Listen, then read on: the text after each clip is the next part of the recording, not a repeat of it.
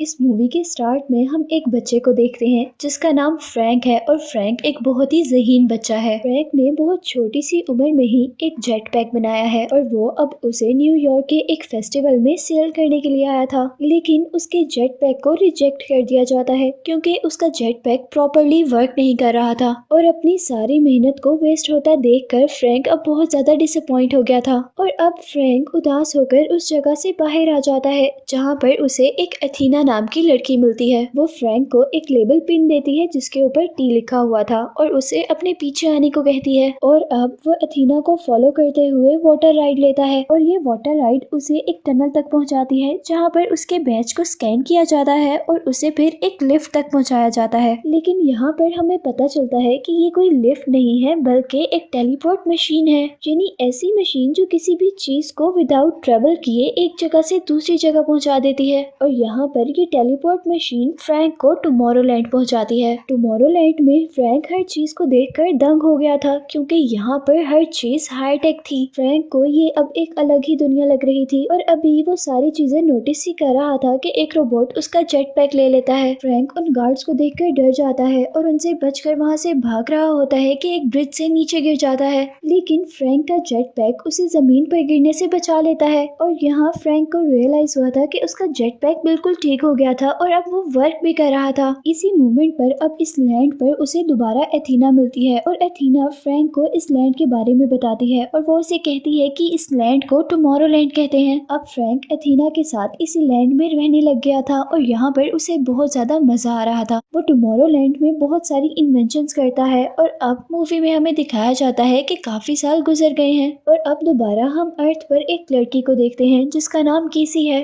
केसी के father NASA के एक इंजीनियर हैं और केसी जानबूझकर नासा के किसी न किसी प्रोग्राम को खराब कर देती है ताकि उसे ठीक करने के लिए नासा को उसके फादर की जरूरत पड़े और इस तरह उसकी फादर की जॉब बनी रहे। लेकिन इस बार ये काम करते हुए कोई केसी को देख लेता है और इसीलिए अब केसी को अरेस्ट कर लिया जाता है। और नेक्स्ट सीन में हम देखते हैं कि जब केसी को रिलीज किया जाता है तो अब उसके सामान में बिल्कुल वैसी ही लेबल पिन थी जैसी फ्रैंक के पास थी, यानी वैसी ही लेबल पिन जैसी लेबल पिन एथीना ने फ्रैंक को दी थी। केसी जैसे ही उस लेबल पिन को टच करती है तो एकदम से वो टुमारोलैंड टेलीपोर्ट हो जाती है। अब केसी भी टुमारोलैंड पहुंचकर हर चीज देखकर बहुत ज्यादा सरप्राइज हो गई थी क्योंकि उसने भी आज से पहले इतनी एडवांस चीजें कहीं नहीं देखी थी।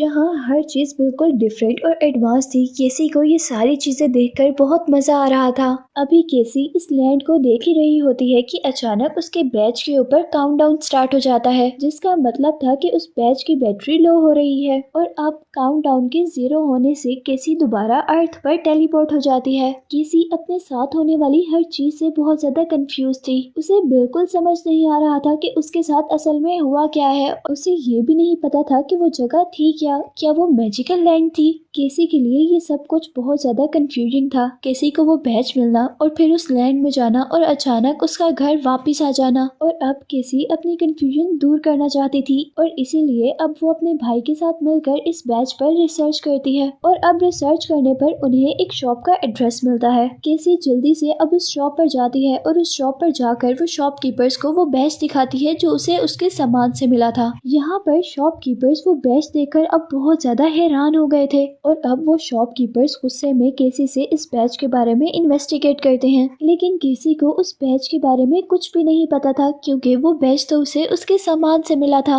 और अब जब केसी के पास उनको देने के लिए कोई जवाब नहीं होता तो वो लोग अपनी फायर गन से केसी को शूट करना स्टार्ट कर देते हैं। केसी बहुत मुश्किल से अपने आप को बचा रही होती है कि उसी दौरान अब यहाँ पर एथीना की एंट्री होती है और अब एथीना इन दोनों शॉपकीपर से बहुत अच्छे से लड़ती है और उनमें से एक शॉपकीपर को मार देती है या ये कहें कि एक शॉपकीपर को तोड़ देती है क्योंकि यहाँ पर एथीना के उस एक शॉपकीपर को खत्म करने से हमें पता चला था कि वो दोनों शॉपकीपर रोबोट्स हैं। अब एथीना और केसी दोनों जल्दी से इस शॉप से निकलने की कोशिश कर रहे थे, लेकिन यहीं पर दूसरा रोबोट अपने आप को ब्लास्ट कर लेता है और वो शॉप जल जाती है, लेकिन एथीना और केसी वहाँ से निकलने में कामयाब हो जाते हैं। इसके बाद अब हम देखते हैं कि एथीना केसी को फ्रैंक के घर ड्रॉप कर चली जाती है। फ्रैंक केसी को अपने घर आने से मना करता है, लेकिन फिर केसी किसी न किसी तरह फ्रैंक के घर के अंदर एंटर हो जाती है और केसी अब फ्रैंक के घर पर बहुत सारी एडवांस चीजें देखकर फ्रैंक से बहुत ज्यादा इम्प्रेस होती है। यहाँ ये सब सब देखते देखते अब केसी एक रूम में जाती है जहाँ पर बहुत सारी स्क्रीन्स पर कुछ ना कुछ प्ले हुआ था। उन स्क्रीन्स पर फ्यूचर और पास्ट के व्यूज दिखाए जा रहे थे। केसी तो ये सब देखकर बहुत ज्यादा कंफ्यूज थी, लेकिन यहाँ पर हमें ये पता चलता है कि फ्रैंक ने कोई ऐसी इन्वेंशन की थी जिसकी वजह से वो पास्ट और फ्यूचर को देख सकता था। और अभी केसी वो सारी चीजें देख ही रही होती है कि यहाँ पर दोबारा फ्रैंक आता है और फ्रैंक उसे अपने घर से बाहर जाने को कहता है, लेकिन केसी उससे कहती है कि मैं यहाँ से तब तक नहीं जाऊंगी जब तक तुम मुझे टुमारोलैंड नहीं पहुँचा दोगे। और अब फ्रैंक उसे एडवाइस करता है कि तुम टुमारोलैंड से दूर रहो, लेकिन यहाँ पर अब केसी फ्रैंक से जिद करती है कि मुझे टुमारोलैंड जाना है। फ्रैंक के घर में इतनी सारी एडवांस चीजें देखकर केसी को ये अंदाजा तो हो गया था कि फ्रैंक टुमारोलैंड से है। और अब वो फ्रैंक से पूछती है कि तुम्हें टुमारोलैंड से क्यों निकाला गया।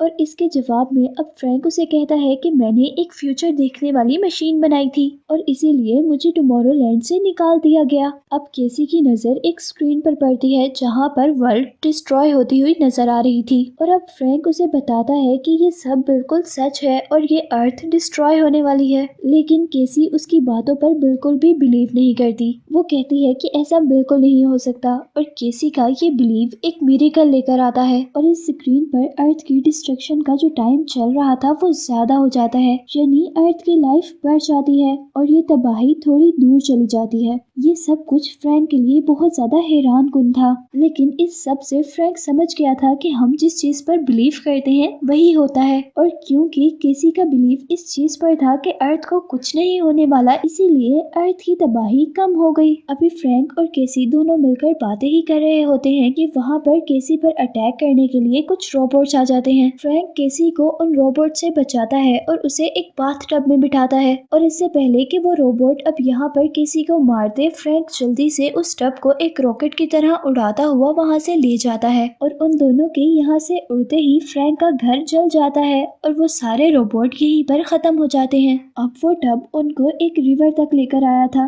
लेकिन ये रिवर टुमारोलैंड की नहीं थी बल्कि अर्थ की ही थी। और यहीं इस रिवर के पास जंगल में उनको एथीना भी मिलती है। लेकिन अब यहाँ हमें पता चलता है कि फ्रैंक एथीना से नाराज है क्योंकि एथीना ने उससे अपनी सच्चाई छुपाई थी और उसने फ्रैंक को कभी भी बचपन में ये नहीं बताया था कि वो एक इंसान नहीं है बल्कि एक रोबोट है। लेकिन अब क्योंकि फ्रैंक को अर्थ पर खतरा था और उसे अब केसी को लेकर हर हाल में टुमारोलैंड पहुंचना था, इसीलिए अब उसे एथीना से बात करनी पड़ती है। और अब वो तीनों एक टेलीपोर्टेशन डिवाइस की हेल्प से आईफल टावर तक पहुंचते हैं। और इस आईफल टावर पर पहुंचने पर फ्रैंक केसी को बताता है कि बहुत बड़े बड़े साइंटिस्ट ने मिलकर एक लैंड बनाई थी और वो लैंड एक फ्यूचरिस्टिक लैंड थी। और फ्रैंक केसी को बताता है कि इस लैंड को बनाने का उन साइंटिस्ट का मकसद ये था कि वो इस लैंड पर कुछ भी इन्वेंट कर सकते थे, उन्हें कोई भी उनकी इन्वेंशन से रोकने वाला नहीं था। और वो बताता है कि इन साइंटिस्ट ने उस लैंड का नाम टुमारोलैंड रखा था। और यहाँ पर फ्रैंक किसी को ये भी बताता है कि ये आईफल टावर इस शहर की खूबसूरती के लिए नहीं बनाया गया था, बल्कि ये तो एक एंटीना है जो टुमारोलैंड से फ्रीक्वेंसी कैच करता है, यानी टुमारोलैंड के मैसेजेस इस अर्थ तक लाने पर हेल्प करता है। वो बताता है कि टुमारोलैंड इस आईफल टावर के बिल्कुल ऑपोजिट डायमेंशन में है। अब फ्रैंक किसी को ये भी बताता है कि इस आईफल टावर के नीचे एक रॉकेट है जो उन साइंटिस्ट को टुमारोलैंड तक लेकर जाता था और इस रॉकेट का नाम उन साइंटिस्ट ने स्पेक्टिकल रखा था। और इसके बाद हम देखते हैं कि वो तीनों मिलकर उस स्पेक्टिकल में बैठते हैं और जैसे ही फ्रैंक उस रॉकेट को स्टार्ट करता है तो हम देखते हैं कि आईफल टावर दो हिस्सों में डिवाइड हो जाता है, जिसे बाहर से सारे इंसान देखकर बहुत ज्यादा हैरान हो जाते हैं। इसके बाद नेक्स्ट सीन में अब हम इन तीनों को टुमारोलैंड में देखते हैं और यहाँ टुमारोलैंड का गवर्नर उन तीनों से मिलता है, जहाँ फ्रैंक उस गवर्नर को बताता है कि जो मैंने फ्यूचर बनाने वाली मशीन बनाई थी उसमें दिखाया जाने वाला फ्यूचर चेंज भी हो जाता है। लेकिन इस बात पर गवर्नर बिल्कुल भी बिलीव नहीं करता और वो ना ही इस बारे में फ्रैंक की कोई बात सुनना चाहता था, लेकिन फ्रैंक बहुत मुश्किल से उसे अपनी बात सुनने के लिए एग्री कर लेता है। और अब वो केसी को लेकर अपनी बनाई हुई फ्यूचर दिखाने वाली मशीन की तरफ लेकर जाता है। क्योंकि केसी भी बहुत ज़हीन थी, इसीलिए उसे उस मशीन का हैंडल कंट्रोल करने में ज्यादा प्रॉब्लम नहीं होती। और अब केसी उस मशीन में अपने फ्यूचर का घर देखती है और इस मशीन में दिखाया जा रहा था कि केसी का घर डिस्ट्रॉय हो रहा है, लेकिन केसी इस चीज पर बिल्कुल भी बिलीव नहीं कर सकती थी। केसी ये देखकर कहती है कि ऐसा नहीं हो सकता और उनके देखते ही देखते वहाँ पर फ्यूचर सच में चेंज हो जाता है और फ्यूचर में केसी का घर बिल्कुल वैसा ही हो जाता है जैसा आज था, यानी अर्थ पर फ्यूचर में होने वाली तबाही रुक गई थी। ये सब कुछ अपनी आंखों से देखने के बाद भी गवर्नर को फ्रैंक की बातों पर यकीन नहीं हो रहा था और अब वो गवर्नर फ्रैंक से कहता है कि अर्थ का क्लाइमेट दिन ब दिन खराब होता जा रहा है और अर्थ के लोगों को इस चीज का बिल्कुल भी एहसास नहीं है और वो कहता है कि अर्थ 2 महीने के अंदर अंदर ही खत्म हो जाएगी। और ये बात कहने के बाद गवर्नर उन तीनों को यानी केसी, एथीना और फ्रैंक को जेल में डलवा देता है और जेल में बैठे हुए एथीना इस सारी सिचुएशन की मिस्ट्री सॉल्व कर देती है। वो कहती है कि फ्रैंक ने जो मशीन बनाई है उसमें वाकई फ्यूचर बिल्कुल सच दिखता है, लेकिन वो कहती है कि फ्यूचर में वही होता है जिस बात पर हम बिलीव करते हैं। और वो अब कहती है कि फ्रैंक की बनाई हुई इस मशीन के मैसेजेस किसी न किसी तरह से अर्थ पर जा रहे हैं और अब अर्थ के लोगों ने इस बात पर बिलीव कर लिया है कि अर्थ डिस्ट्रॉय हो जाएगी। और इस बात का कैसी सोल्यूशन बताती है कि अगर हम अर्थ पर नेगेटिव मैसेजेस जाने से रोक दें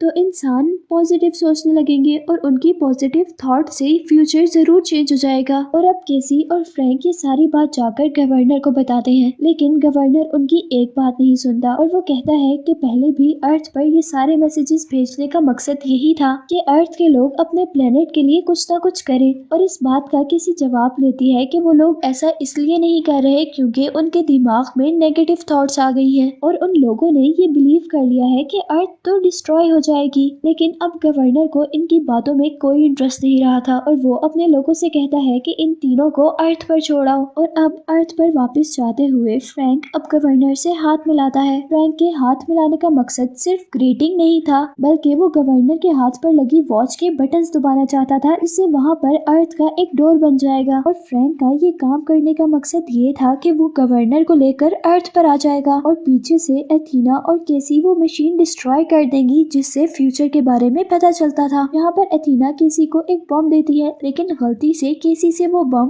अर्थ के साइड पर गिर जाता है, जिससे बचने के लिए अब गवर्नर और फ्रैंक दोबारा जल्दी से टुमारोलैंड के अंदर आ जाते हैं और अब उनकी फाइट टुमारोलैंड में होती है। जहाँ पर अब जब गवर्नर और फ्रैंक लड़ रहे थे कि तभी एथीना फ्यूचर मशीन में देखती है कि गवर्नर फ्रैंक को शूट करने वाला है और वो जल्दी से फ्रैंक के आगे आ जाती है, जिसकी वजह से फ्रैंक उस गोली से बच जाता है और वो गोली एथीना को लग जाती है। और इस गोली लगने की वजह से एथीना का ऑपरेटिंग सिस्टम बिल्कुल खराब हो जाता है। दूसरी तरफ हम देखते हैं कि उस गवर्नर के ऊपर एक हैवी मेटल डोर गिरता है और अब जल्दी से केसी गवर्नर के पास जाती है और उससे उसकी गन छीन लेती है। यहीं दूसरी तरफ अब हम दोबारा फ्रैंक और एथीना को देखते हैं और यहाँ वो खत्म होती हुई रोबोट एथीना फ्रैंक से कहती है कि मेरा डिस्ट्रक्टिव बटन ऑन कर दो और मुझे उस मशीन तक ले जाओ। और अब फ्रैंक ऐसा करने के लिए अपने बचपन में बनाया हुआ वो जेट पैक ऑन करता है और फ्रैंक एथीना को उस फ्यूचर दिखाने वाली मशीन तक ले जाता है। और यहाँ अब उस रोबोट के साथ साथ वो टाइम टेलिंग मशीन भी खत्म हो जाती है